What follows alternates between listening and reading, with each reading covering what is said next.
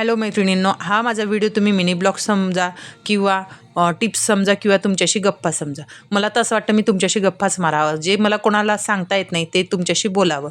तर मी इथे ना साड्या घेतल्या आहेत ज्या मला पिको करायच्या, त्याच्यामुळे त्या सरळ लाईनमध्ये कट करून घेत आहे, जेणेकरून आपला पिको सरळ येईल.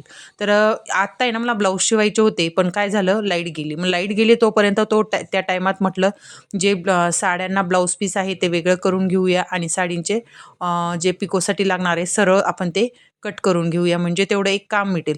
जर लाईट आली नाही तर साड्या लगेच पिको करायला घेणार आहे. इथं बघा, एक झाली तर एक साडी माझी इथे बऱ्याच साड्या जमा झाल्या आहेत. 20 एक साड्या जमा झालेल्या आहेत. त्याच्यामुळे घरात खूप गर्दी झालेली आहे आणि त्याच्यामुळे म्हटलं ही गर्दी पटकन साड्या पिको फॉल करून पटकन जाऊ देऊया.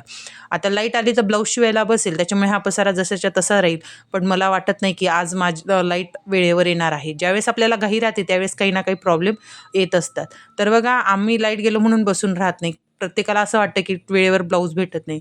तुम्ही तसं तर सगळ्यांचं घाई असते, त्याच्यामुळे आम्हाला कोणाचं काम घ्यावं कोणाचं नाही हे समजत नसतं. पण ना या सगळ्या गोष्टींमध्ये आमची खूप तारेवरची कसरत होत असते. प्रत्येक जण आला की अर्जंट ब्लाऊज आहे, अर्जंट ब्लाऊज आहे. आता बघा ही साडीला कोस किती आहे, पण आता ह्या कस्टमरचं म्हणणं आहे की ही साडी थोडी कमी कापा.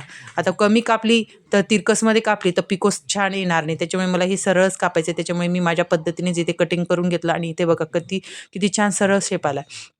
आता ही जी साडी आहे ना, या 3 साड्या आहेत माझ्याकडे आलेल्या. ह्या आहेत ना मुंबईहून आलेल्या आहेत. म्हणजे माझं मुंबईचं कस्टमर आहे. जी ही कस्टमर आहे तिची नणंद आहे ना, ती माझ्या गावात राहते आणि मग तिचे ब्लाऊज बघून ती पण माझ्याकडे हे ब्लाऊज टाकत असते.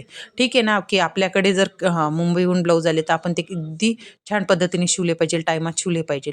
तर खेड्यागावात आहे ना, तुम्ही काम करत आहात असं वाटत असेल, पण तुमचं जर काम चांगलं असेल ना, तुमच्याकडे कुठूनही काम येत असतं मैत्रिणींनो.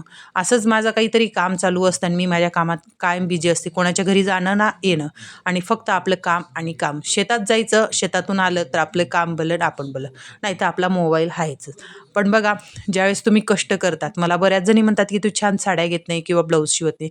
खरं तर साड्या मी भरपूर घेते, फक्त ब्लाऊज शिवायला मला एवढा वेळ मिळत नाही. पण ज्यावेळेस मला अर्जंट असते तेव्हा मी माझं ब्लाऊज शिवून घेत असते, असं काही नाही.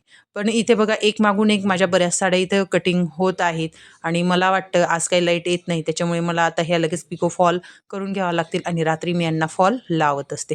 तर मैत्रिणींनो, तुम्हाला आज माझ्याशी गप्पा मारून मी तुमच्याशी गप्पा मारल्या त्या कशा वाटल्या त्या मला कमेंट करायला विसरू नका. अशाच नवनवीन टिप्स किंवा माझ्याशी गप्पा आणि माझे मिनी ब्लॉग बघण्यासाठी माझ्या पेजला फॉलो करा आणि माझ्या यूट्यूब चॅनलला पण फॉलो करा.